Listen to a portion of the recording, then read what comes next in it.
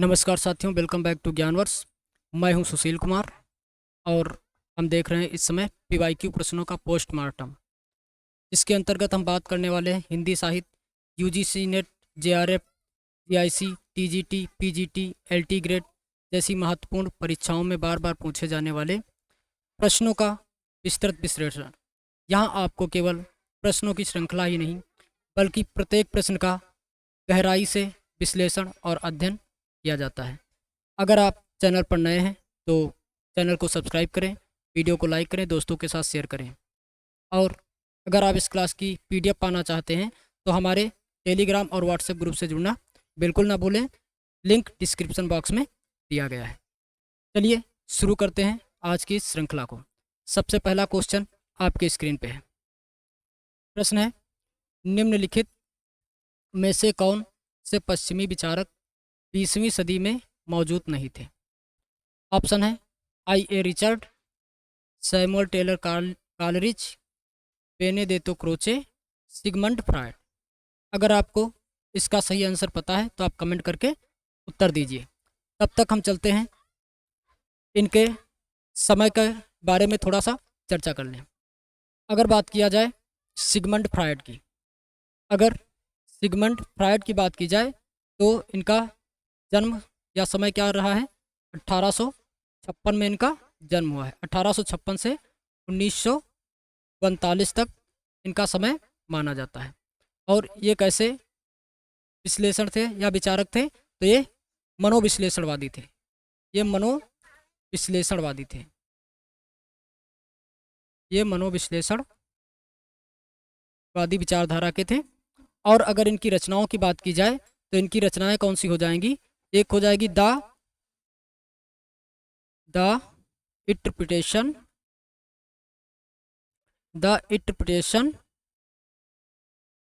Of dream, ऐसे करके इनकी रचना है। द इंटरप्रिटेशन ऑफ ड्रीम करके इनकी एक रचना है। और एक रचना है a general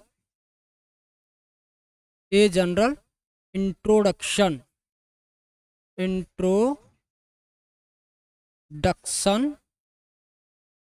A general introduction psycho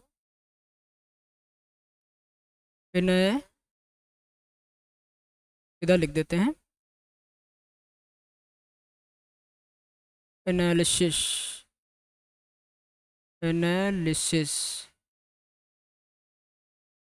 इनकी ये रचनाएं हो जाएंगी। अब अगर बात करें बेनेडेत्तो क्रोचे का समय, तो अगर बेनेडेत्तो क्रोचे के बारे में बात किया जाए तो इनका समय क्या माना जाता है? 1866 से 1952 इनका समय माना जाता है। और अगर आई.ए. रिचर्ड्स की बात की जाए तो आई.ए. रिचर्ड्स का समय 1893 से 1979 तक माना जाता है। और सैमुअल टेलर कालरिज की बात की जाए तो इनका समय क्या माना जाता है? 1709 से 1784। तो इस हिसाब से अगर बात किया जाए तो बात किया जा रहा है 20वीं सदी की। तो 20वीं सदी की अगर बात की जाए तो इसमें आई.ए. रिचर्ड की अगर बात की जाए तो ये भी 19वीं 20वीं सदी में आते हैं। बेनेडेत्तो क्रोचे, सिगमंड फ्रायड, ये सारे 19वीं 20वीं सदी में आते हैं। लेकिन सैमुअल टेलर कालरिज की बात की जाए तो इनका समय क्या है? 18वीं शताब्दी माना जाता है। तो इस हिसाब से इसका सही आंसर क्या हो जाएगा? Samuel Taylor Coleridge.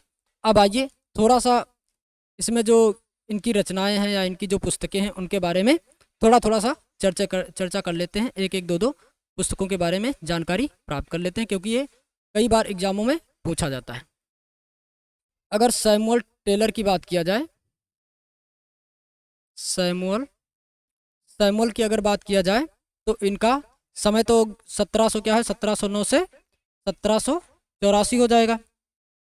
अब इनकी अगर रचनाओं की बात की जाए तो रचनाएं कौन सी हो जाएंगी? एक तो हो जाएगी a dictionary of English language हो जाएगी। लैंग्वेज। अगर दूसरी रचना की बात की जाए तो क्या हो जाएगा? Life of the life of the most eminent, एक मिनट, मोस्ट एमिनेंट पोएट, एक इनकी ये रचना हो जाएगी। अब अगर अगले नंबर पर बात किया जाए सिगमंड फ्रायड की, तो सिगमंड फ्रायड के अगर समय की बात की जाए तो क्या है इनका समय, पीछे भी बता चुके हैं, 1856 से 1942। अब इनकी रचनाओं की अगर बात की जाए तो कौन कौन सी है, पीछे बताया था, the interpretation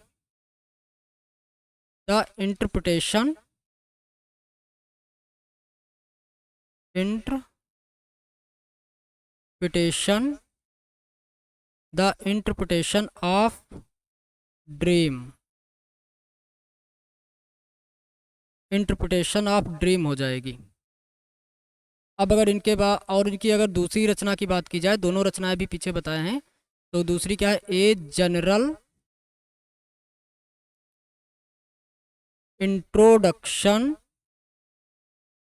A general introduction to psycho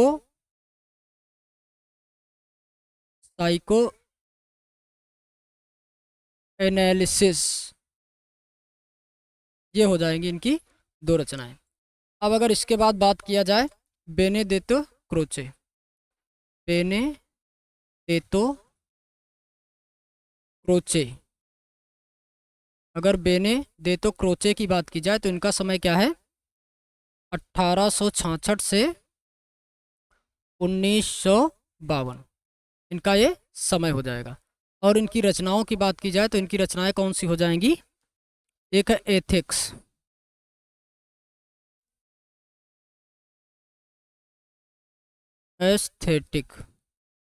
aesthetic हो जाएगी, इसका समय है 1909। और दूसरी क्या हो जाएगी, लॉजिक करके इनकी एक पुस्तक है, लॉजिक करके इनकी एक पुस्तक है जिसका समय है 1917। इस हिसाब से इनकी दो पुस्तकें हो जाएंगी। अब अगर बात किया जाए आई ए रिचर्ड्स की, आई A Richards, I A Richards की बात की जाए तो इनका समय क्या है, 1893 से 1982, ये सारे समय ईस्वी में है। और इनके अगर पुस्तक की बात की जाए तो पुस्तकें कौन हो जाएंगी, बहुत बार पूछी जाती हैं, प्रिंसिपल ऑफ लिटरेरी, एक हो जाएगी इनकी प्रिंसिपल ऑफ लिटरेरी क्रिटिसिज्म,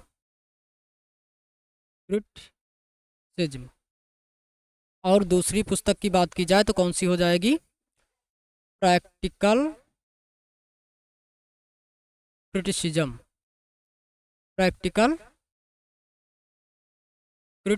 हो जाएगी, प्रैक्टिकल क्रिटिसिज्म हो जाएगी। और अगर बात किया जाए तो इनकी तीसरी पुस्तक क्या हो जाएगी, कॉलरिज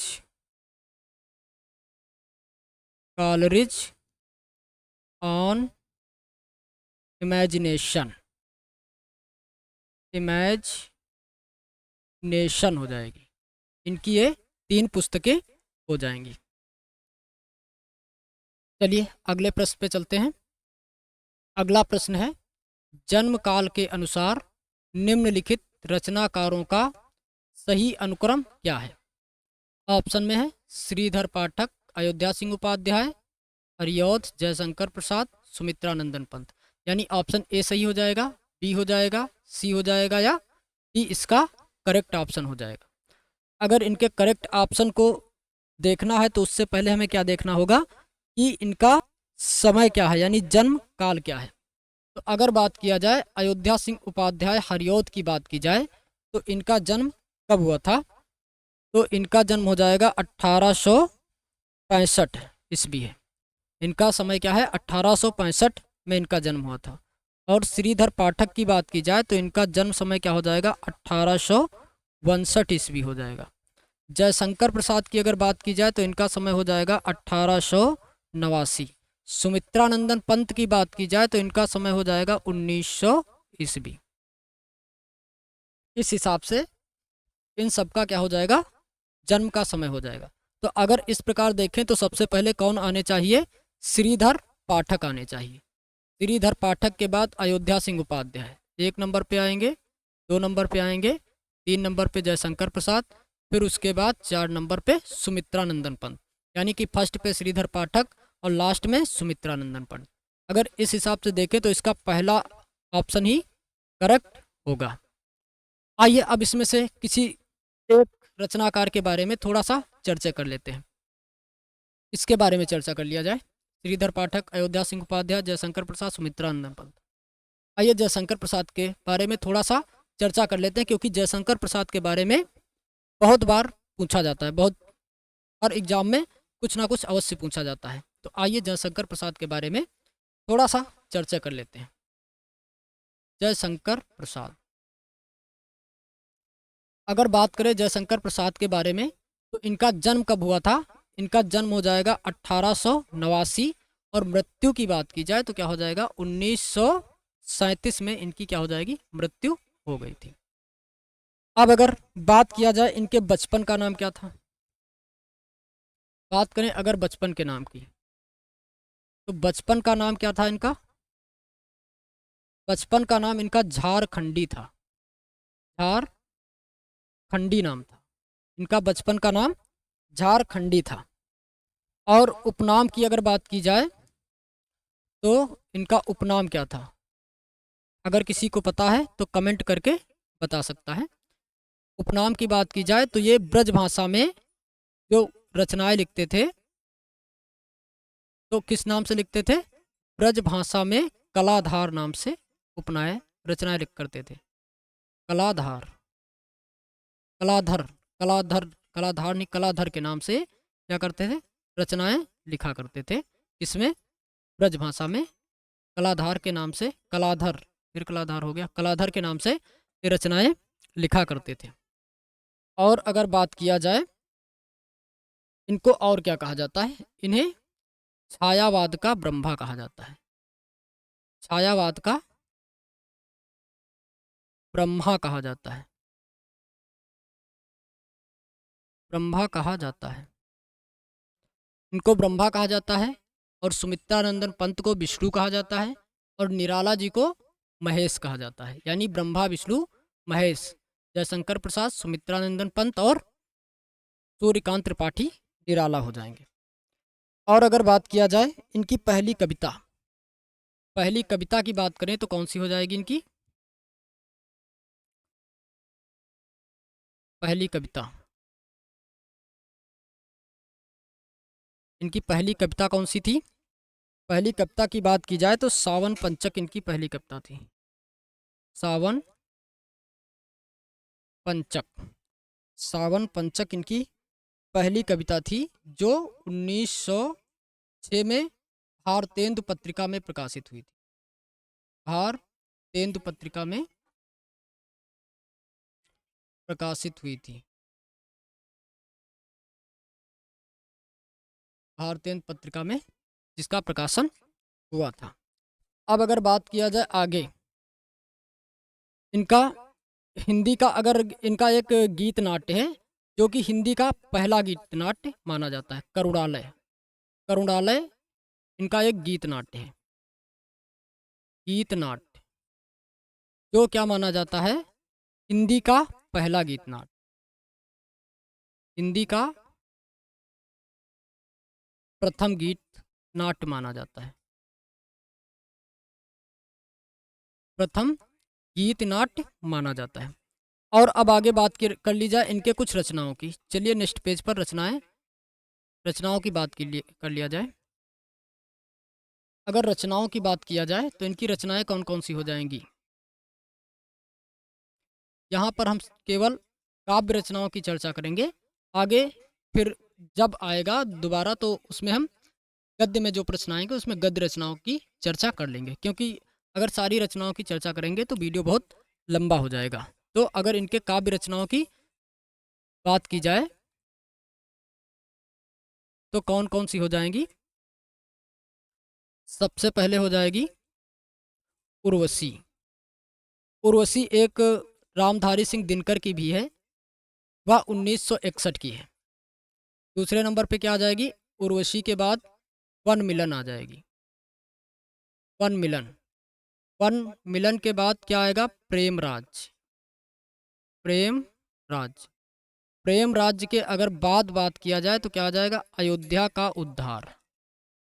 अयोध्या का उद्धार। अयोध्या के उद्धार के बाद अगर बात किया जाए 5 नंबर पर इनकी कौन सी रचना आ जाएगी? शोकोच्छ्वास। शोकोच्छ्वास आ जाएगी। और 6 नंबर पर अगर बात किया जाए तो इनकी कौन सी रचना आ जाएगी? बब्रुवाहन। बब्रुवाहन। और 7वें नंबर पर अगर बात किया जाए तो इनकी कौन सी रचना आ जाएगी?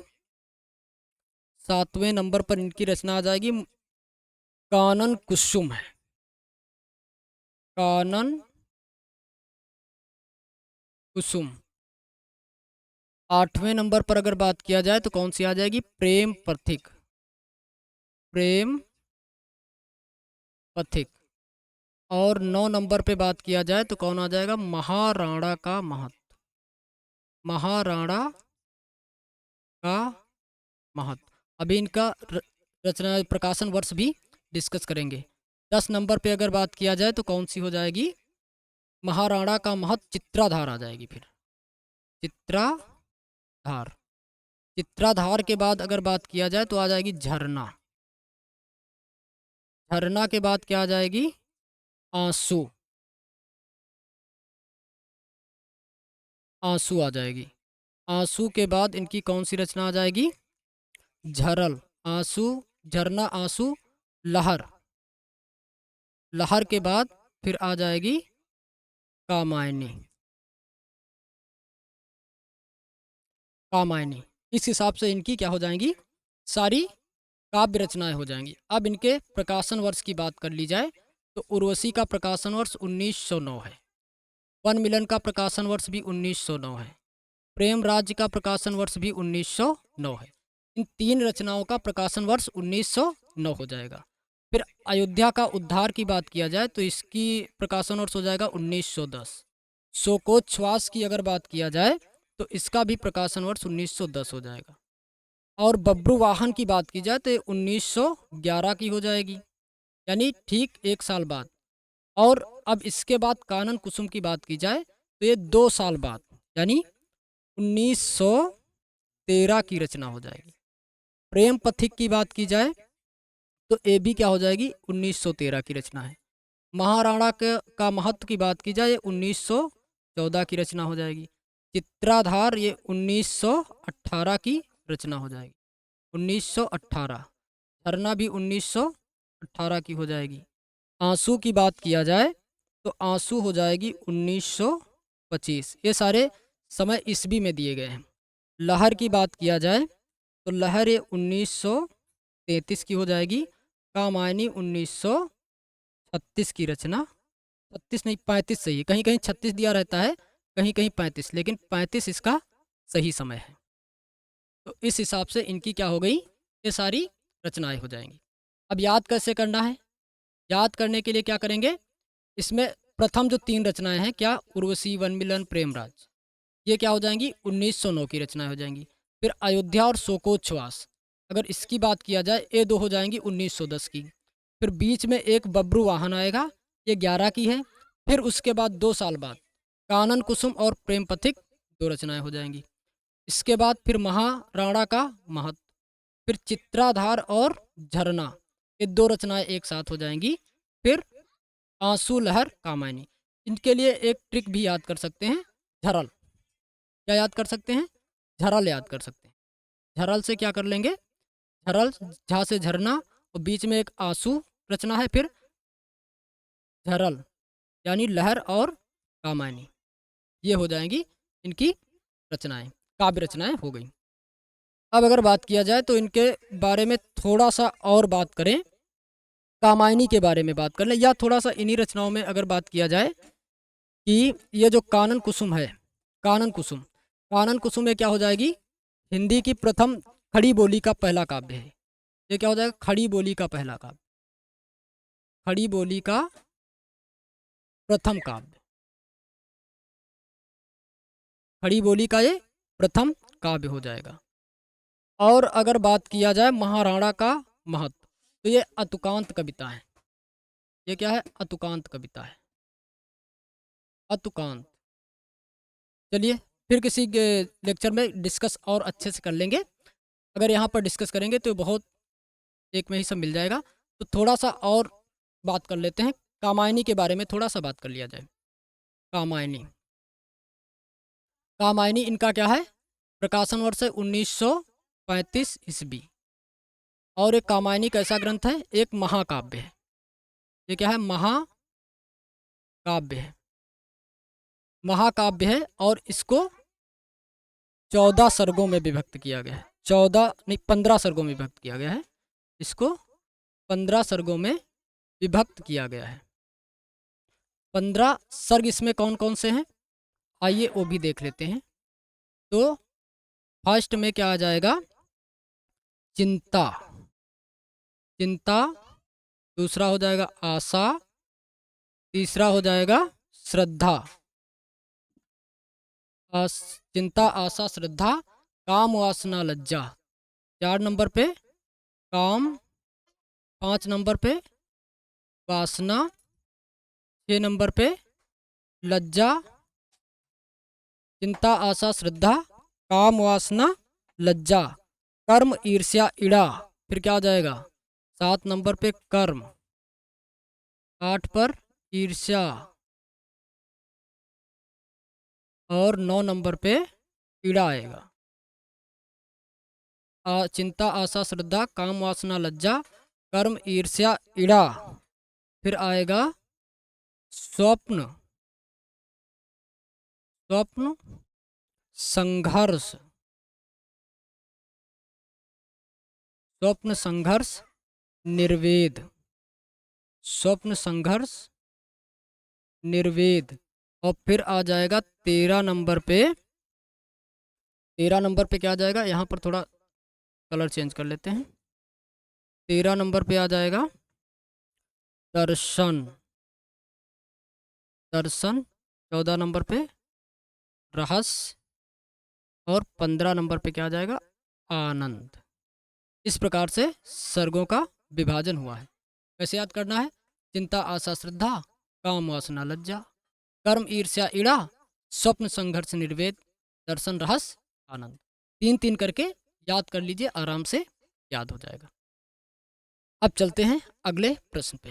अगर आपको पढ़ाने का तरीका और सेशन अच्छा लग रहा है तो कृपया चैनल को लाइक करें, चैनल को सब्सक्राइब करें, वीडियो को लाइक करें, दोस्तों के साथ शेयर करें और कमेंट बॉक्स में अपना फीडबैक अवश्य दें।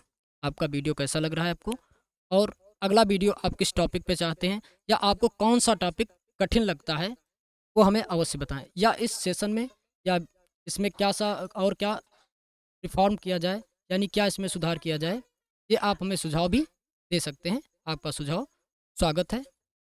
चलिए अगले प्रश्न पे चलते हैं। अगला प्रश्न है, प्रकाशन वर्ष के अनुसार जयशंकर प्रसाद की रचनाओं का सही अनुक्रम है। अभी पीछे डिस्कस कर चुके हैं अपन।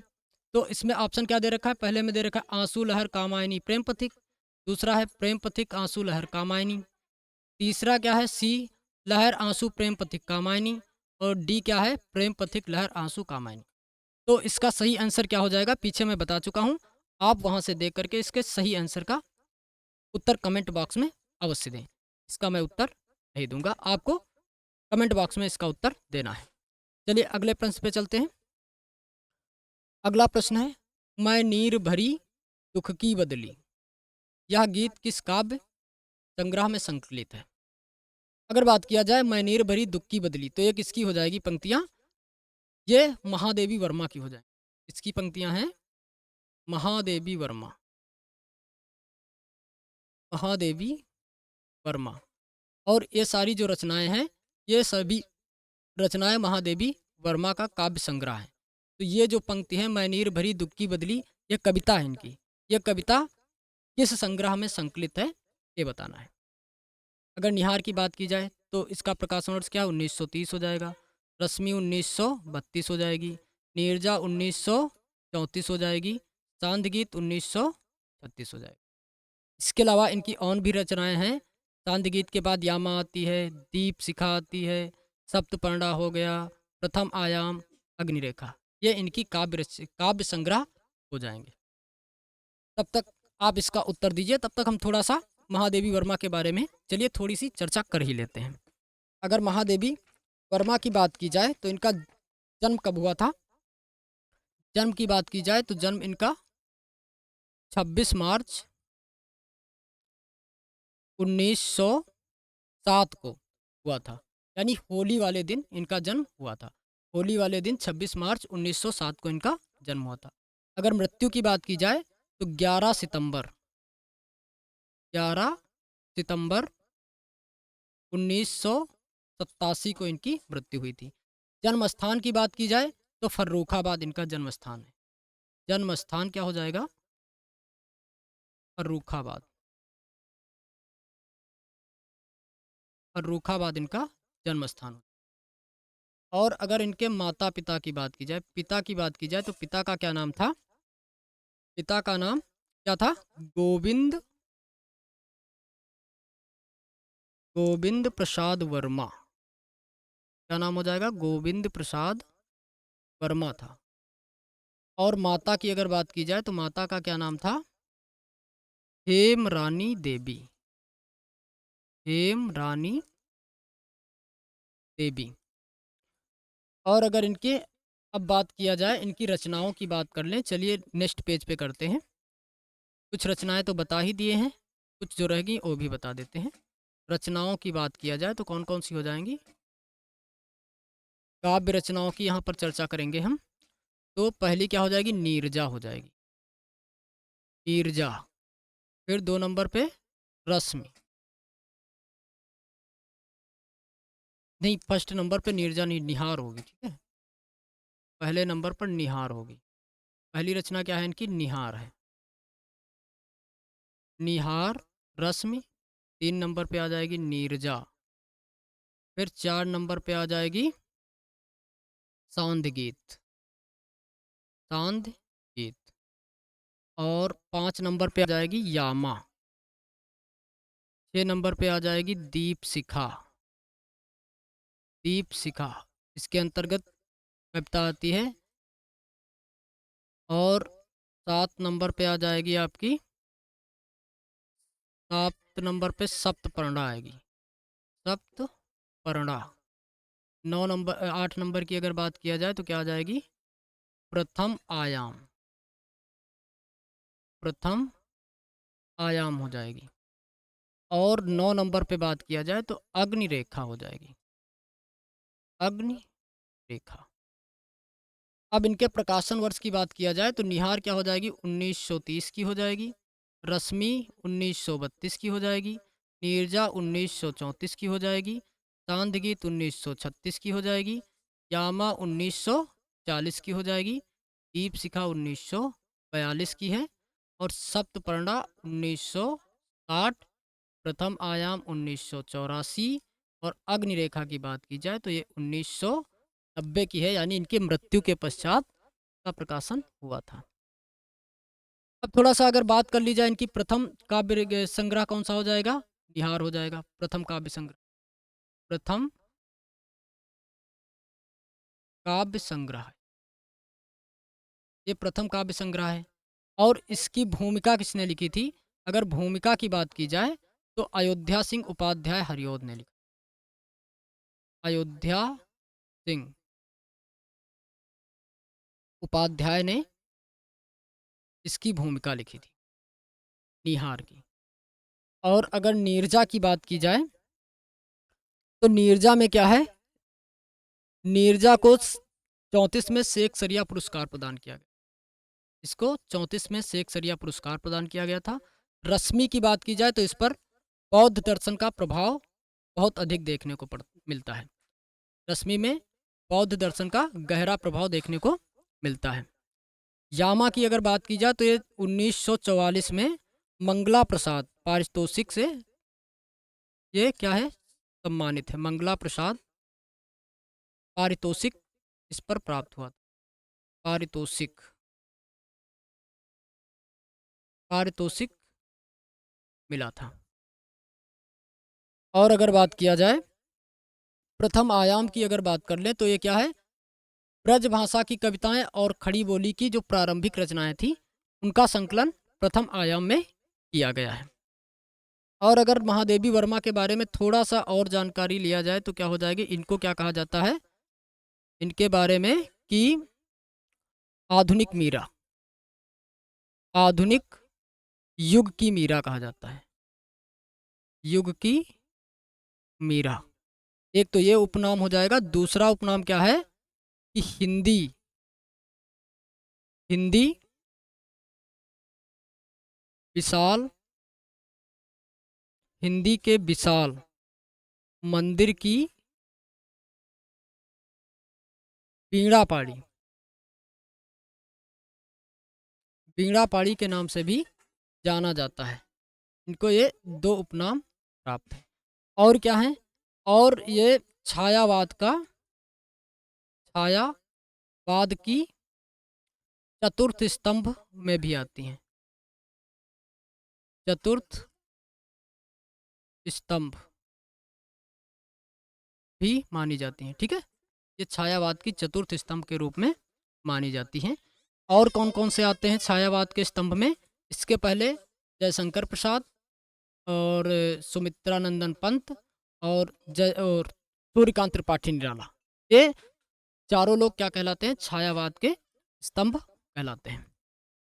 आगे चलते हैं। अगला प्रश्न है, काव्य शास्त्री ग्रंथों का काल क्रमानुसार सही अनुक्रम है। समय भी थोड़ा सा टेक्निकल इश्यूज आ रहे हैं, इसलिए आज की क्लास यहीं पर स्थगित करते हैं। अगली क्लास, बाकी जो है उसको अगली क्लास में डिस्कस किया जाएगा, क्योंकि टेक्निकल इश्यूज काफ़ी आ रहे हैं, तो इसलिए आज की क्लास को यहीं पर स्थगित करते हैं। इसके लिए क्षमा चाहता हूँ। फिर अगले क्लास में मिलते हैं।